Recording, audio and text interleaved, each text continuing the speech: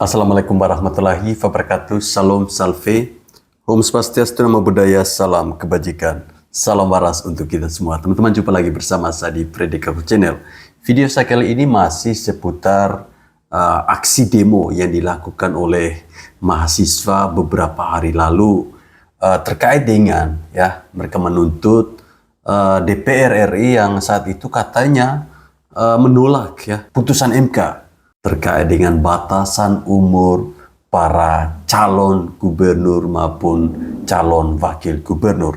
Nah, video berikut teman-teman, ada seorang bapak yang walaupun dalam suasana jenaka, lucu-lucuan, tapi dia memberikan sebuah pemahaman yang tentunya sangat mudah untuk kita pahami ya. Seharusnya para mahasiswa itu berpikir yang jernih, seperti apa yang dipikirkan oleh seorang bapak ini. Ya, tanpa perlu berpanjang kata, mari kita bersama-sama menyimak apa yang diucapkan oleh seorang bapak tua ini. Selamat menyaksikan. Gimana kabar yang lagi demo? Udah pada makan? Jangan lupa makan siang ya. Itu yang karet satu telur dadar itu. Yang karet dua ayam goreng. Yang ujungnya itu disobek dikit itu yang banyak kuahnya itu.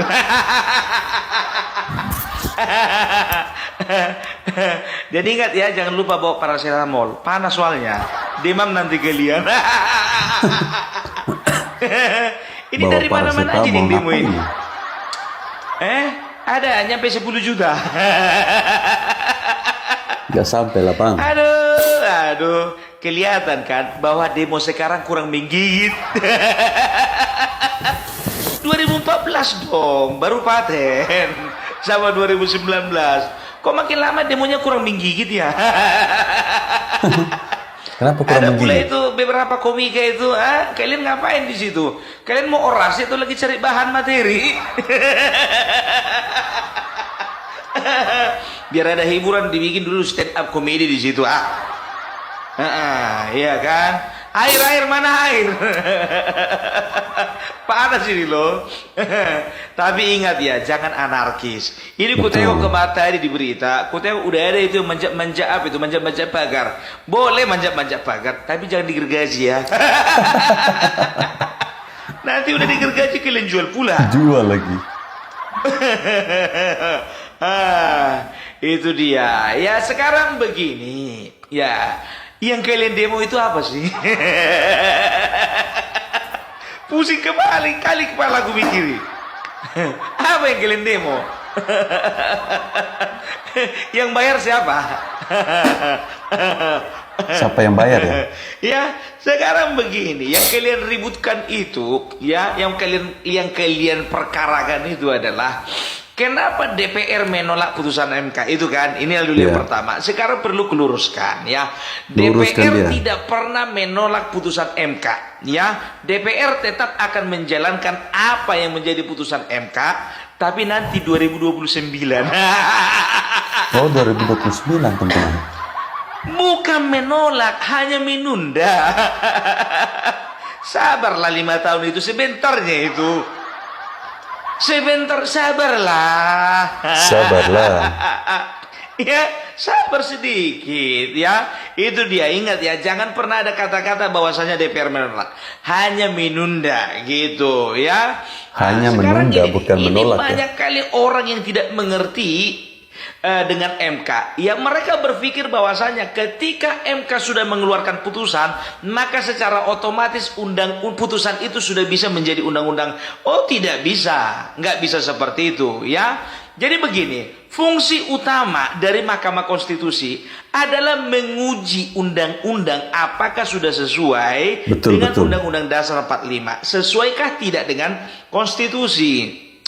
Jadi kalau misalnya MK ketika ada yang menggugat, mereka melakukan uji materi dan ditemukan bahwasanya ada pasal-pasal yang tidak sesuai dengan Undang-Undang Dasar 45, yang tidak sesuai dengan konstitusi, maka mereka ya hakim yang ada di majelis, yang ada di Mahkamah Konstitusi itu mereka hanya berhak untuk merekomendasikan dan memerintahkan DPR untuk melakukan penggantian atau perubahan undang-undang. Itu dia cerdas kita. Aduh, Cerdas. masa Sangat-sangat kalian di cerdas. situ yang demo itu rata-rata mahasiswa kan? Coba searching dulu di Google, bikin malu kalian. Mana sempat mereka searching di Jadi MK Google. itu fungsinya hanya menguji, ya. Setelah itu siapa yang berhak untuk merubah undang-undang? Ya pembuat undang-undang. Siapa? DPR dan juga pemerintah. Jadi tidak bisa memaksakan, sifatnya hanya merekomendasikan dan memerintahkan. Tapi semuanya itu akan berpulang kembali kepada DPR yang memiliki hak legislasi sebagai pembuat undang-undang bersama dengan pemerintah. Gitu. Nah yang jadi masalah sekarang di DPR itu kalian nggak bisa menghimpun kekuatan karena apa? Karena rata-rata DPR semuanya sudah masuk ke Kim. Kim Plus. Susah juga ya. Ya DPR itu kan berasal dari partai, ya kan? Ya. Dan partainya itu semuanya rata-rata sudah masuk ke Kim, gitu loh. Yang tersisa hanya dari PDIP yang sendiri, menolak, yang menolak revisi undang-undang itu kan cuma dari PDIP, yang lainnya enggak. Iya kan? Itu makanya jangan terlalu jumawa, jangan mentang-mentang kalian itu merasa sudah sebagai penguasa di legislatif, ya, merasa kalian suara terbanyak, jadi suka-suka kalian. Iya, kalau satu partai lebih banyak kalian dari partai yang lain. Tapi kalau sudah gabung semuanya, mau ngomong apa? Ketua DPR pun juga Puan Maharani, mana berani ketok palu? Iya kan? Mana berani benar, dia Bang. ketok palu? Sekarang kalau nggak salah dia itu lagi pergi tuh. Iya, Mbak Puan kemana, kemana Mbak? ya teman-teman? Lagi ada kunjungan kata Mas Sinton ya. Kunjungan atau lagi liburan? Yang penting kerja lah, nggak lagi liburan. Jangan-jangan mau Ini yang menghindar. perlu harus dimengerti gitu. Jangan seenak perut kalian aja. Orang banyak nggak ngerti ya kan. Putusan MK harus segera dilaksanakan. Putusan MK harus segera dilaksanakan. Nggak ngerti kalian. Yang membuat undang-undang itu DPR, bukan Yang membuat MK. undang-undang DPR ya. Perlu Ingat dicatat. ya, MK itu sifatnya hanya menguji. MK Makanya itu hanya yang dinamakan menguji, dengan ya. judicial review. Ngerti? Harusnya mahasiswa lebih paham ya. Iya, ya. Tapi kembali dulu kita ke masalah demo ini ya kan, agak seru ini. Itu nampaknya memang demo sekarang kurang menggigit ya kan? Apa enggak? Koordinatornya semua kan udah masuk Kim. Udah di dalam Kim semua koordinatornya itu. Makanya acak-acakan kayak gitu. Nggak punya pengalaman sih. Itu dia ya. Nah, jadi begitu juga pesanku sama Ahok, sabar. Sabar, Hok. Ya, sekarang begini, aku tahu sakit kali hatimu. Dengan pernyataan dari Mas Sinton yang menyatakan bahwasanya Sakitnya tuh di kita akan sini, usung guys. Anies dan kita akan kawal Anies, katanya gitu kan. Mak, ngeri kali perasaanku kok. Iya. Aku ngerti kali perasaanmu. Kayak mana perasaanmu? Kayak gitulah perasaanku.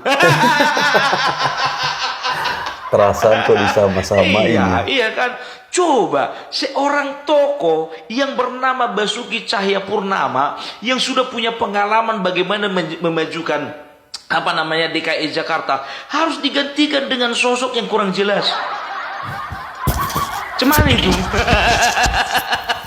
Udah aku bilang kan, kalau sempat Anies memang dicalonkan PDIP, itu artinya darahnya Anies lebih merah daripada darahnya si Ahok.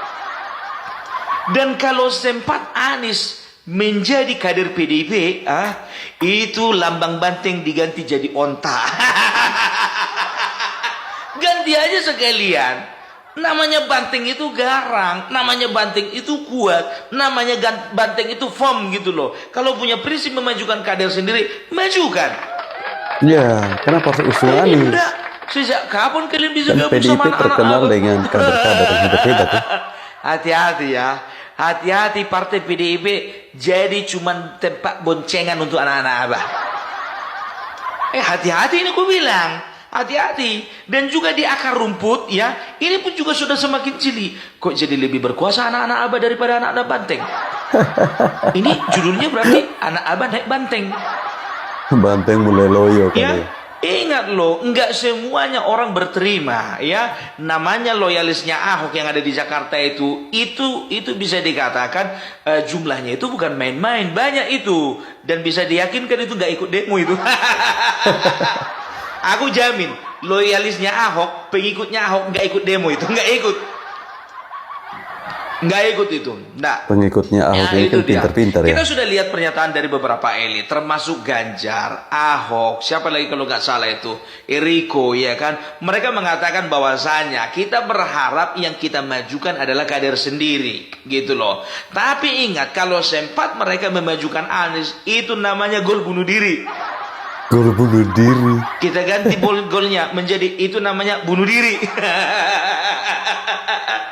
Kan beda prinsip ya antara Lugi Anies dong. sama PDIP.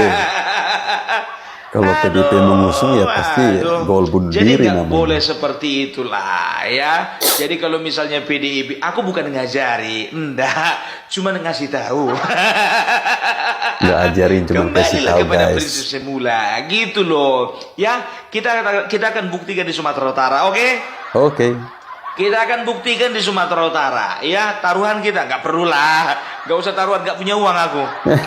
Nah, Sumatera Utara itu Ngajak taruhan, yang nggak loyalisnya, punya tapi uang, cuman mau gimana bilang, yang menjadi pemilihnya Nixon Nababan itu banyak enggak ya?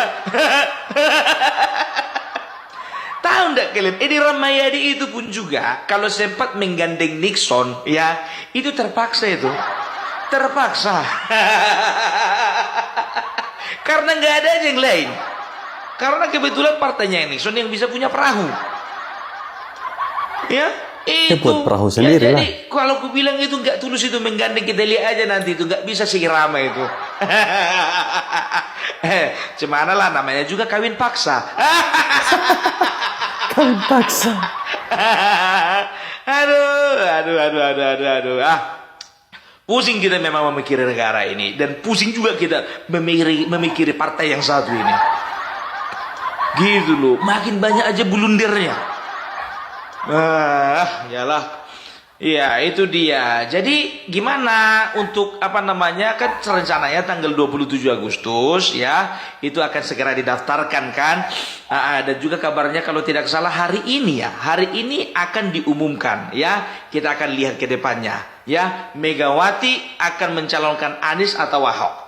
Kalau mencalonkan Anies ya, ini menjadi kabar buruk untuk pengikutnya Ahok dan juga untuk beberapa elit yang ada di PDIP. Kalau ya. calonkan Dan Anies, saya kalau rasa memang yang PDIP diusung Ahok, blunder ya. say goodbye lah. Hai ya. Makasih banyak lah. Ini versinya Ahok ya. Sudah dipilih, tidak jadi anak-anak Abah itu jadi gembila. Ya, Ibu Ketua Umum makasih lah. Mau kerja untuk Jakarta. Jamin lah kalau Jakarta 5 tahun ke depan itu pasti maju. Anak-anak Abah selamat tinggal, bye bye. Jadi kalau di sini ku bilang ya, ini di PDIP ini terjepit. Tapi bukan terjepit yang enak. Terjepit, betul-betul terjepit di antara dua pilihan. Ya, antara Ahok dan Anies. Jarot nggak masuk hitungan. Kurang menjual itu. Ya, jadi kita lihat aja lah. Ini ibarat makan buah si malakama. Dimakan mati bapak, Barat enggak dimakan mati Ibu Ketum. makan buah si malakama. Yalah, bukan Ibu Ketum, dimakan mati bapak, enggak dimakan mati ibu, gitu. Jadi serba salah ya. Ya, tapi jujur saja aku bilang, aku tidak setuju dengan ada tulisan itu di tempat-tempat yang lagi demo itu mengatakan bahwasanya negara ini bukan milik keluarga Joko Widodo. Negara ini milik rakyat Indonesia. Siapa yang bilang rupanya milik Joko Widodo? Selama ini kalian yang bikin kan bahwa negara ini seolah-olah punya kalian. Iya. Selama 10 tahun ini kalian merasa sebagai partai terbesar. Presiden punya kalian. Ya, DPR merasa itu semuanya punya kalian karena kalian yang paling banyak. Ya, entah juga di yudikatif juga itu merasa punya kalian. Gitu. Jadi jangan kalian bilang seperti itu. Coba presiden mau kalian atur-atur. Tapi sebentar lagi tidak ada lagi yang bisa ngatur-ngatur. Tenang kalian. Jujur ini aku bilang sama kalian ya. Ini dengarkan kalian ya. Saat ini Prabowo tidak bisa berbuat banyak. Ingat ya. Saat ini Prabowo tidak bisa berbuat banyak. Menunggu pelantikan. Begitu pelantikan, pastilah. ada yang berani. Prabowo kan belum dilantik. Ada yang berani? Ya, beda pola pola leadershipnya Joko Widodo dengan Prabowo beda. Belum pernah kalian kena libas. Itu dia. Ini kolaborasi ini antara Prabowo dengan Joko Widodo. Jadi bisa dikatakan ini pandanganku ya. Pandanganku, ini Joko Widodo setelah dia tidak menjabat jadi presiden, ingat ya, dia pasti punya posisi. Ya, yang penting tidak tahu di luar pemerintahan atau mungkin di dalam pemerintahan, yang penting dia dapat posisi sehingga apa? Sehingga ya Indonesia ini akan menjadi Indonesia yang menuju kepada pintu keemasan. Kenapa aku bilang begitu? Ya, karena kita bisa melihat sendiri bagaimana Joko Widodo dengan segala kebijakannya mungkin tidak disukai oleh beberapa kalangan, tidak disukai beberapa pihak. Tapi terbukti beliau selama 10 tahun ini sudah membawa kita ke gerbang kemajuan. Sudah membawa kita menuju setengah jalan menuju Indonesia emas. 10 tahun Jokowi telah merubah Indonesia jadi negara maju. Setengah jalan. Ingat itu. Kenapa aku bilang begitu? Karena Joko Widodo adalah satu-satunya presiden yang mampu memiliki visi dan juga bisa mengimplementasikan dan juga bisa mengeksekusi apa yang menjadi mimpi dari presiden-presiden sebelumnya. Ya, setuju ya teman-teman. Ingat, IKN itu inisiatornya bukan Presiden Joko Widodo. Adalah satu-satunya mulai dari zaman presiden Soeharto bisa mewujudkan sudah visi dirasa dan misi Indonesia harus punya dari para ibu kota negara yang baru. sebelumnya. Karena apa? Karena dinilai ya dari histori, dari faktor alam, dari faktor kependudukan, dirasa perlu untuk pindah mencari tempat yang lebih baru lagi ya. Jadi cuman waktu itu tempatnya memang tidak di Kalimantan ya, tapi kita bisa melihat proyeksi ke depannya ya, bahwa Indonesia akan menjadi emas itu bisa dikatakan menjadi sebuah landasan ya pemerintahannya Bapak Prabowo. Kenapa aku bilang menjadi landasan? Karena kalau misalnya Bapak Prabowo itu lari jalur tidak sesuai dengan apa yang dilakukan, tidak seirama dengan apa yang dilakukan selama 10 tahun yang sudah dibangun oleh Bapak Joko Widodo menjadikan Indonesia menjadi Indonesia emas, ya itu akan menjadi sebuah kekacauan dan menjadi sebuah bencana bagi bangsa ini. Ya. Nah, bagaimana caranya memastikan supaya pemerintahan Bapak Prabowo ini menjadi penerus dari pemerintahan, menjadi penerus dari setiap apa yang sudah dikerjakan Bapak Joko Widodo?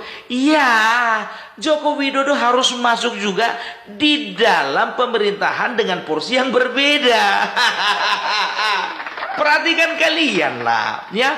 Ingat ya, Indonesia ini masih butuh Joko Widodo. Masih butuh. Masih sangat butuh. Itu udah ku bilang. Itu walaupun orang sipil tapi strateginya kalah orang militer. Gitu loh ya, 2 kali orang militer kalah dibikinnya. Nah sekarang, apalagi ditambah sekarang presiden terpilih dari militer, dikombinasikan dengan dengan kreativitasnya dari Bapak Joko Widodo. Wah, apa nggak hebat bangsa ini? Gitu dia. Nah, ya.